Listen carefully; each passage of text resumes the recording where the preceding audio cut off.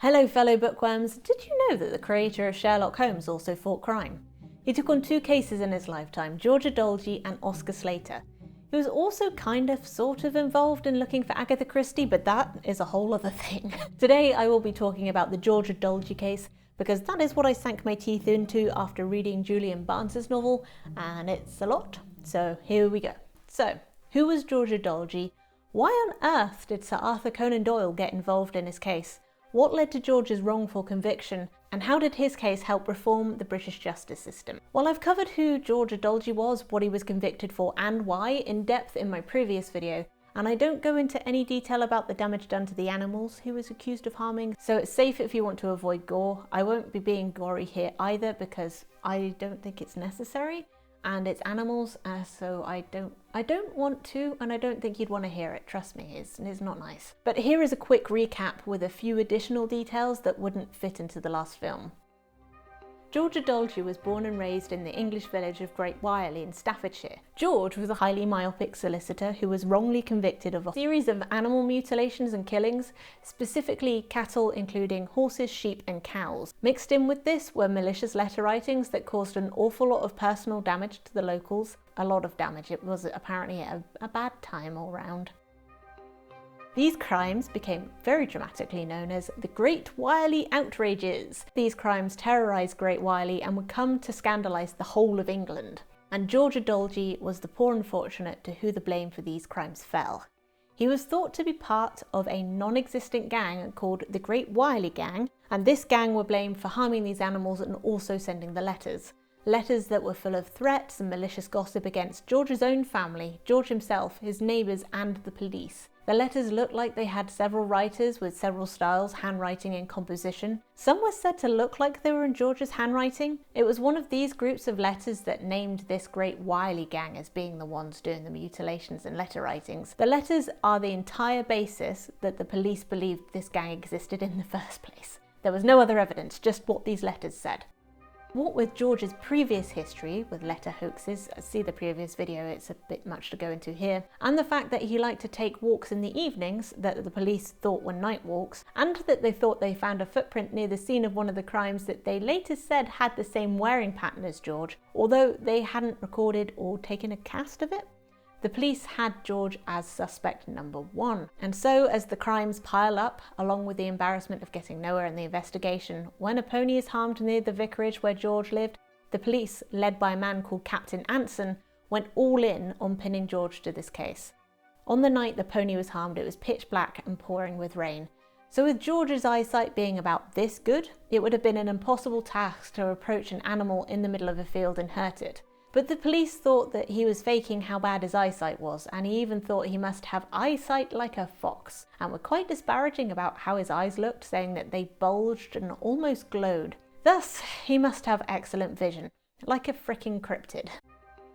And so, the very next morning, the vicarage that George lived in with his parents and sister was searched, and the evidence that was found included a housecoat that they thought George might have worn on the night of the maiming, that was found with a few spots that they thought might have been pony blood and saliva.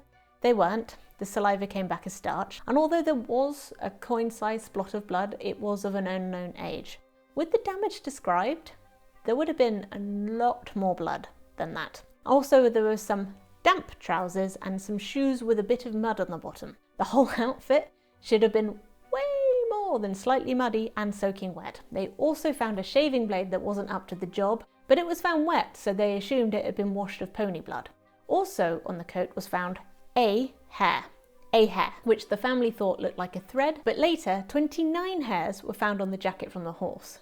Conan Doyle later pointed out that in order to settle this matter, a third forensic party should have been called to the scene to bag up the hairs there and then and send them straight on to forensics. Instead, the whole coat was whisked away as was, and was in the hands of the police for 12 hours. George's defence had hinged on his eyesight that unfortunately people didn't believe was as bad as he said it was, and the fact that he and his father shared the same bedroom, to which the door was locked from the inside each night, and that George's father was a light sleeper due to back pain, so the idea that he could sneak out at night was unlikely. His defence thought that the other evidence was shaky at best and the letters wouldn't stick as well as they did. The assumption was that the case against George was too weak to stick, but stick it did. He was supposed to serve 7 years, but was released after 3. During both his trial and his time in jail, both the letter writing and the mutilations continued. But George was kept in jail as an example to the rest of this fictitious wily gang, who they thought was still carrying on as usual. Although another man did admit to maiming his own horse whilst George was in prison, but he later recanted his confession. Can't think why he would confess and then recant, can you? When George was eventually released, his name was not cleared. He was to be kept under observation and he could not continue to practice law. The many petitions to clear his name essentially disappeared into the ether because there was no real system in place in the UK to look into potential wrongful convictions, whereupon George, out of pure desperation, wrote to Sir Arthur Conan Doyle outlining his case, and would you believe it, Doyle stepped in. So now you're all caught up, let's bring in Sir Arthur Conan Doyle. Sir Arthur Conan Doyle was a literary rock star. He'd met with the King of England prior to being knighted. He had connections and an attentive, loyal audience, and he was one of the most famous writers of his day. And Doyle was getting a lot of messages from people asking for his help on the basis that if he could write a detective like Sherlock Holmes, surely he too must have great reasoning skills. Up to this point, Doyle hadn't taken on any of the cases, but his first wife had just died after a very long battle with tuberculosis, and the thought is that this case was something to pull him out of his grief. Whatever the reason, the level of investigative work that Doyle did with no prior experience was actually quite impressive. He compiled all of the facts of the case against Edalji and one by one set about dismantling them, and he did it methodically. When Doyle first met with Edalji, he knew at first sight that the man was innocent. Before Arthur had been seen, Doyle observed Edalji reading a newspaper, but the newspaper was held close to his face and off to the side. Being a former optometrist, he knew the signs of somebody with severe myopia, but the severity of his eyesight had been disbelieved at the trial, even though somebody had put on glasses made up to George's prescription, which would have made somebody with normal eyesight see like George, and then attempt the same route that George would have had to have taken over hedges and through ditches in the dead of night, in the pouring rain, where dozens of police officers were hiding. They struggled, and that was with people to guide him. If he couldn't do that then the additional step of approaching an animal, which don't usually stand still, to hurt it, seems like an impossible task. George had himself said that his evening walks were okay if he knew the route and the path he took was usually well lit enough, but climbing through ditches and fences under these conditions would have been beyond him. Doyle also walked the route and came to the same conclusion as both George and his defence team, but because of the disbelief in the truth of this evidence, Doyle took Edalji to several of the best optometrists he knew and got them to test George's eyesight to see if he could be faking. All confirmed that there was no way he was faking, and said that his eyesight was indeed abysmally poor. In fact, George had never been able to get glasses that actually worked for him because nobody had uncovered the fact that he had an astigmatism, so all glasses previously prescribed made things worse. But because of this thorough testing, they were able to find this astigmatism, and that allowed them to make glasses that actually improved his sight for the first time, which is a nice thing to come out of a very horrible situation.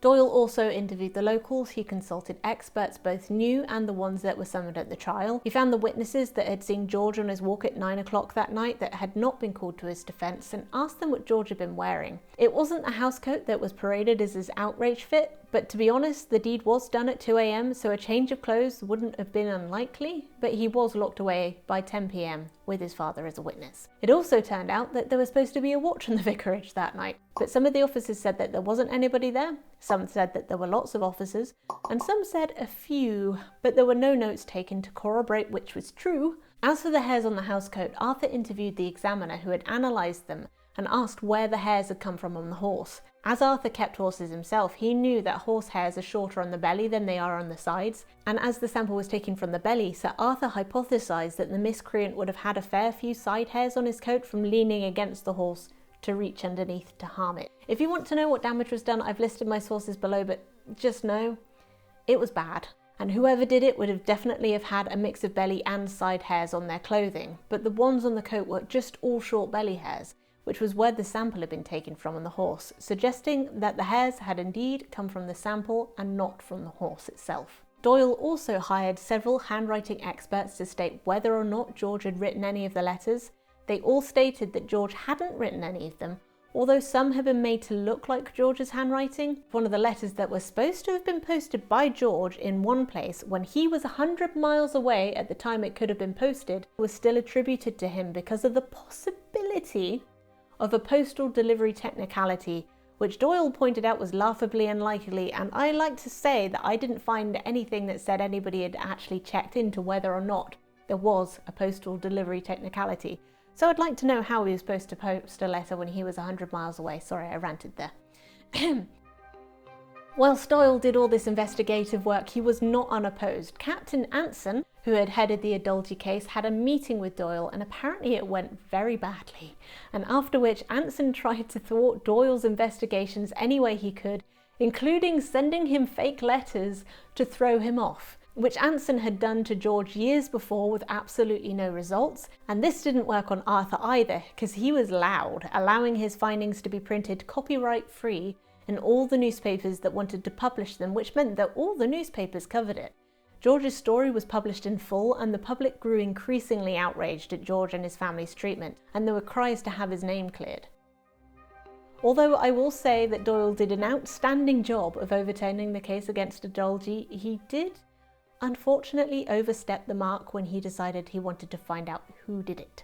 In his investigations, he came across the name Royden Sharp, who had been away at the right time when the letters had stopped and arrived back when they'd started. He also worked with cattle. Doyle also decided that Royden's brothers may have been the other letter writers, accounting for their varying handwriting styles. In Sharp's work with cattle, he needed a special type of blade. Doyle asked forensic folks, then they all agreed that it could actually be the type of blade that could inflict that kind of damage, unlike the shaving razor. But there was no way to tell if it was the blade that had done the mutilations. Barnes wrote that Doyle's assistant broke and entered to steal the blade from Sharp, but I don't know whether that's true or not. But just because Sharp had the knife that were part of the tools of his trade, and he knew how to handle cattle, and had been present and absent at the right times for the letters, it didn't mean that it was him. It just meant that there were a series of coincidences that meant it could have been Sharp, which sounds like it has as much basis as the case against Edalji. However, if nothing else, it went to show how easy it was to pick somebody you didn't like and just pin them to a crime. Luckily, nobody took the evidence against Sharp seriously, but the public uproar that was caused by people learning about the Edalji case eventually made the Home Office sit up and take notice. The Home Office that had before even denied to entertain the notion to look at Edalji. Doyle was even invited to a meeting by the Home Office and hoped that a commission of inquiry with the power to subpoena would be opened, which is a fancy way of saying having the case reopened and re-examined with new witnesses and new evidence, but that didn't happen. The legal process back then meant that you could only be rejudged and not retried. That meant only looking at the same evidence to see if new people examining the evidence would be able to see anything different. And even this didn't happen very often, as you can probably tell by this process. But it was agreed instead to open up a 3-man internal inquiry, which I've always taken to mean, hey, does this seem fishy to you? Nah? Good. Me either. Case closed. But guess who was on that inquiry? Sir Albert de Rudson, cousin to Captain Anson, you know, the man who had put George in jail in the first place. Talk about a conflict of interest.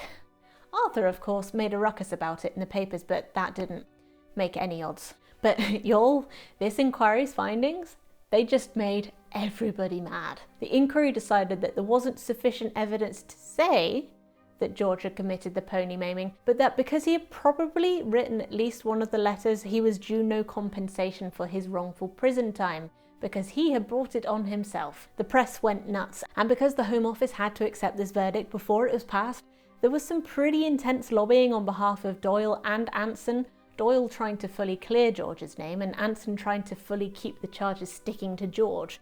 But if this sentence went through as it was, it would mean that the likelihood of George regaining his right to practice as a solicitor was unlikely. It did go through unaltered, but luckily George was allowed to return to work as a solicitor. Whether because nobody believed he had written the letters or because they didn't really care about them, I'm not sure, but at least he got his life back. But in 1934, a man named Enoch Albert Knowles admitted to and was convicted of writing the Great Wiley Outrage letters, and George once again tried to get his compensation, which again he was denied. According to one source, Knowles confessed to having been writing the letters for 25 years, including the Wiley gang letters. Police testified that his handwriting in fact matched those on the letters relating to the Great Wiley horse maiming. Not that that holds great sway with me at this point. If you look up Knowles online, you'll see odd blogs about an Enoch Knowles writing the Jack the Ripper letters, but no sources are cited. I can't find much about Enoch other than this. But although Enoch fessed up to the letters, nobody was ever caught for the outrages, and no evidence at all was ever found of the Great Wiley Gang for some reason. George's case, along with 2 others, helped reform the way that the British government dealt with wrongful convictions, and in 1907 the Court of Criminal Appeal was created. The only reason that George Edalji's case was rejudged was because of the massive ruckus caused by one of the most famous men in the country, which is not an ideal system. To give you an idea of how the new court came about, I'm going to semi-quote this next section from an article I found on ResearchGate. From the case of Adolf Beck came the necessity of providing a judicial forum to consider new evidence of actual innocence. From the case of Florence Maybrick came the necessity to provide a forum to review judicial errors and excesses. And from the Edalji case came the necessity to provide a forum to review the sufficiency of the evidence. As a result, what we have now is the Court of Appeal, which is the highest court within the senior courts of England and Wales. And all this serves to limit the amount of wrongful convictions due to inadequate evidence, reducing the numbers of Maybricks, Edaljis and Becks who served time and faced death sentences that they should not have. So that was the case of George Edalji and Arthur Conan Doyle. I have now reached the end of this particular rabbit hole. Definitely more of a rabbit warren. Anyway, I hope you enjoyed this deep dive with me. Have a great time of day you are in, stay spiffy and give ears to the notification bell if you feel so inclined. Toodles!